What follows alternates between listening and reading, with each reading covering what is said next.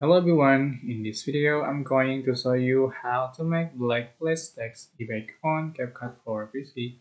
So for example, I'm going to add this black background template and then click text and edit bulk text. For example,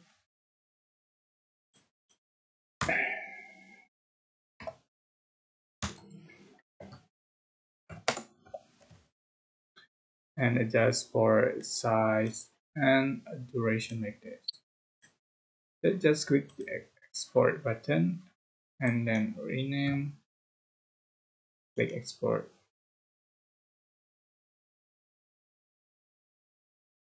And then delete this project. Just import that's created and then drag here.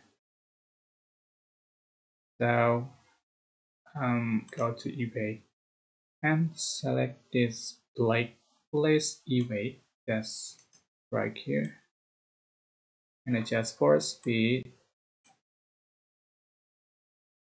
Here you go.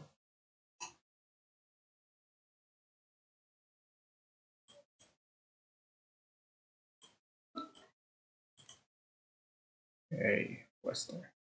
Okay, that's how to make black place text effect on CapCut for PC. Don't forget to click like, comment, share, and also subscribe to this channel.